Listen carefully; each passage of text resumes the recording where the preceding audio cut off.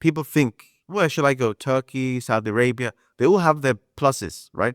But a lot of these places, financially, you're going to be spending an arm and a leg. In this video, I'm going to discuss the small things that make making Hijra to Morocco worth it. For those of you who don't know, my name's Abdullah and I've been living in Morocco for about 2 years now. I also help people like you who want to move to Morocco through these videos. And I also offer a service where I partnered up with a local lawyer where we can help you come to Morocco, inshallah, stress-free. If you're interested in that, just check the link in the description and book your call. So the first most obvious one that many of you may think of is the Islam and the fact you can hear the adhan 5 times a day. Seems simple, but it makes a massive difference. It feels like an Islamic community. The environment feels Islamic, especially during Ramadan. Taraweeh is packed. All the mosques are packed. People are on the streets at night. There's a nice vibe and you feel like you're in a Muslim country. You really fit in as a Muslim. So I'm sure you guys have probably, visited Muslim countries during these periods and you can feel the different vibe you get. Don't get me wrong, in the UK, you can have amazing vibes. It's really nice, but it's not societal. It's not on the societal level, just a small community within the society. Another small thing, but amazing, is the fresh bread, rayef, harsha, all these kind of bakery goods every morning. Now, I always compare it to the UK. Most people don't get their bread fresh every day. They buy sliced bread from the supermarket and it lasts a week or two, whatever it may be, and you just kind of put it in the toaster. It's not fresh. It's full of preservatives and all that nonsense. But in Morocco, literally every day you get up and the bakery is like 2 minutes away from your house. There's like a bakery everywhere. They might just sell bread, rayef, they might have like cakes and etc. But literally, you just go there. But the danger is you'll probably put on some weight because, when you have fresh, warm bread every morning, you tend to eat more. So bear that in mind. It is a problem. Bread has a bunch of glucose, but it's something that's small but makes moving to Morocco totally worth it. Another small thing that makes living in Morocco, making Hijra here, completely worth it is the affordability of fresh produce. So before I came to Morocco, I was in Japan, as you guys probably already know, if you're a subscriber. And fruits and vegetables, especially fruits, in Japan are ridiculous.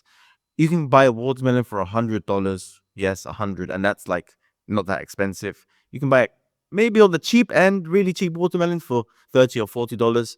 In Morocco, you can get it for $4. See, there's a massive difference. So definitely fresh produce. And not only that, the quality is quite decent here in Morocco. Yes, sometimes you get funny stuff, but most of the time, the fruits are sweet. It's good, decent quality. And for the price, you totally cannot go wrong. It's funny.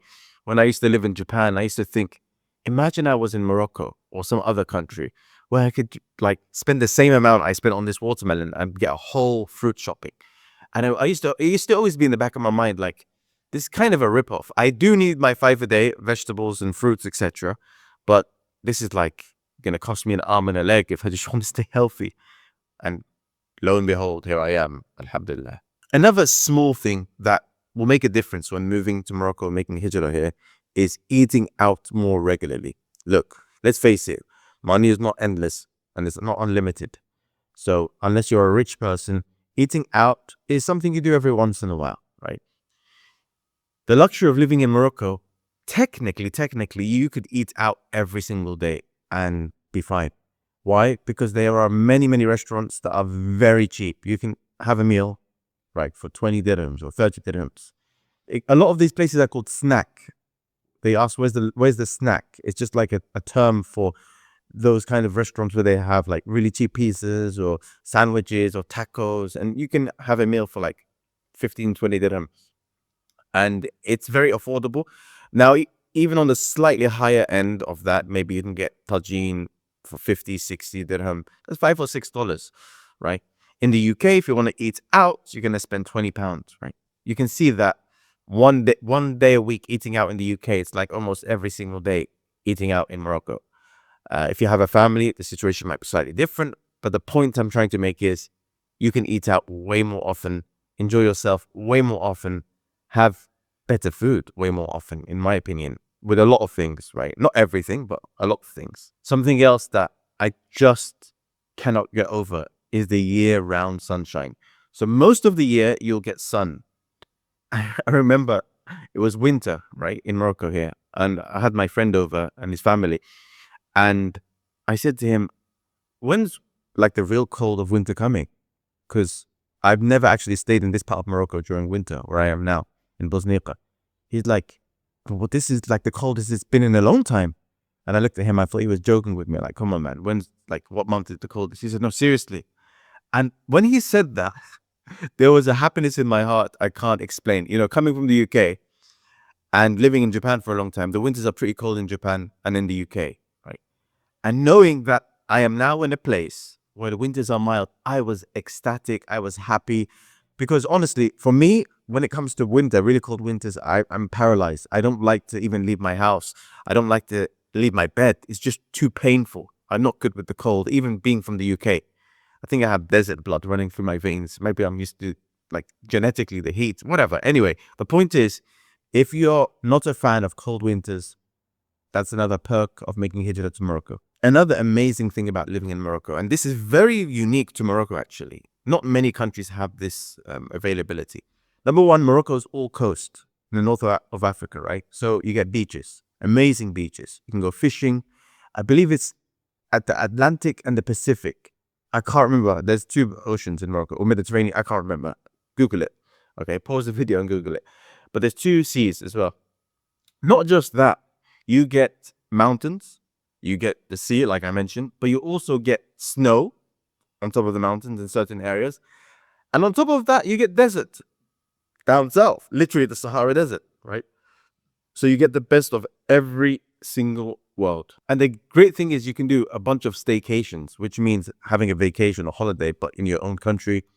Instead of traveling abroad, one day you could go to the mountains of the Atlas Mountains, to Bukal, you know, beautiful scenery. It's kind of close to Marrakesh. You can then go to the desert down south. Again, I believe there was a place. There's many places where there's a desert and there's desert people who can guide you, help you. You can take a camel through the deserts. You can also go to beaches, of course. So there's always something to see, something to do. So unlike the UK, where it's kind of basically all the same, there's more to explore. And that's one other thing I loved about Japan, actually. It has that kind of thing. Although the geography is basically similar in Japan. There's beaches and there's mountains. Another perk or amazing thing about making Hijra to Morocco is your bigger financial safety net. So whatever you earn in the UK or America or Canada, wherever you're from, it might even be paycheck to paycheck, or you save a tiny bit, right? But in Morocco, maybe 1 month's worth of salary is 3 or 4 months worth of living expenses. So each month you could potentially save a couple of months or 3 months of your, monthly spend, which means if there's ever a rainy day or you need money for some emergency or you lose your job or your business, whatever, you have a bigger pool to protect you and your family if anything were to go wrong. That gives you actually a protection on top of the lifestyle things I mentioned. It's a no-brainer. Morocco is like the place to be, honestly. Like there's other destinations, don't get me wrong, but I live in Morocco. I made my choice, and I think you're probably interested in Morocco too. And there are these reasons. They may seem small, but when you put them together, it creates a mountain. Another great thing about Morocco is that people are super hospitable. So yes, you'll see people on the street. They might invite you to their house because they want to welcome you. You might get people who offer you a cup of tea, mint tea, of course, atay. You'll get people you just become friends with, and they'll offer you to stay in their houses. Like, you can stay as long as you like. The hospitality, the thing I love, this is the main thing I love. I believe, from my experience, it's actually a genuine hospitality. It's not, oh, we just have to be nice to him because he's a guest. It's from the heart, right? Listen, everyone's different, but generally that's the vibe you get in Morocco. Different areas might have different vibes, but I've had people offer me their homes to stay in them, no strings attached, just because of their hospitality. And that's something that is very rare to find in the 21st century, in our day and age, especially where you might be from. People, it's kind of dog eat dog, like don't trust anyone. People are getting worse in general, more crime, etc. So people are weary, and understandably so. In Morocco, it's another story. And linked to the hospitality culture, I believe, is a family culture. It's a very, very family-orientated society. Family means everything. Family are the building blocks that make society. So families are very close. They're very tight. It's a tight-knit community. Uh, Neighbors talk to each other. They know each other. Although, yes, in cities it's changing, especially if you live in an apartment building. Nobody really knows each other, and that's unfortunate, but it's a consequence of the modern day societies we're living in. But generally speaking, there's still that sense of society. You go down the shop, everyone knows you, you say hello. There's a sense of community, just something simple like going to your local corner shop. Another thing to me is truly the icing on the cake is because I now live in Morocco, I work remotely, right? And it means I can spend way more time with my family. I'm not out for 8, 9 hours slaving away and then coming home, spending an hour with the kids, and then they go to bed. I'm constantly around. They constantly see my face. I constantly talk to them in between work. I can have lunch with them, dinner with them. They're around. They sense I'm a present. I think that's amazing. Yes, I believe also there should be space. You should go out and stuff. So there is a bit of a juggle. But overall, I would say it's better to be with your family than away from your family for such a long time, not basically getting to even know them. And that's a sad reality of many people. Like they go in the morning, they come at night, the family's asleep, they don't spend much time together, maybe on the weekends, right? On the other hand, if you spend too much time indoors, you can start to kind of not appreciate it. Maybe it can even cause fights, family fights. When you're together for too long, you can start to fight. And it happened during COVID. What happened? The divorce rates went. Why? Because everybody was stuck with their wives or husbands. And then they started to fight. And then things happen, right? But the point is, it gives you a lifestyle which COVID gave us a taste of, spending more time with family. I personally like it. Some people might hate it. Yeah, a man does need to leave sometimes, go hunt. That's true. So it might be a bit unnatural in that sense. But if you kind of balance it by going out, like to the gym or going out to see your friends, etc., and you're not just cooped up at home all day with your family, I think you can balance it out. And I want you guys to tell me, which perk do you think you're looking forward to the most? Or which few perks? Guys, I hope this was informative. I hope it gives you a broader perspective of what you can expect when you're making Hijra to Morocco. The small things, but it's good to know. This might, seal the deal for you. Oh, should I come to Morocco? Yes, I'm coming. I get fresh bread every morning. Or I get to see my kids every day. I work remotely. One other really cool thing about Morocco, and one great perk of why you should make Hijra here. There are many places you can make Hijra. But like I said, the cost of living is low, but the school fees are also very low for your kids. So if you have 4 or 5 kids, each one pays $200-300 for their school fees. It's way cheaper than many countries where you're paying way more than that. And it just gives you more of a wiggle room, right? And more money to do more things and enjoy the blessings Allah has bestowed upon you. And I think that is something that is really overlooked about Morocco. People think, where should I go? Turkey, Saudi Arabia, they all have their pluses, right? But a lot of these places, financially, you're going to be spending an arm and a leg. Now, like I said, if you have the money, fine. But I still think Morocco is better. I really do. The only thing is Saudi Arabia, obviously, there's Mecca and Medina. It's an amazing place for that. The issue is you can never really become a citizen and stay there long term. So you have to balance out in your mind, what do you want? I advised somebody who booked a consultation with me. He wasn't sure where he wanted to go.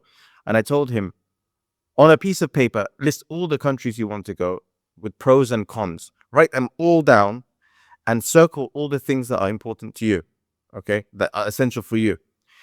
Now, when you've got all those essential bits and bobs that you really want and you want to prioritize, look at the country that fulfills most of them. And that's the country for you. We don't need to overcomplicate things. Until then, have a good one.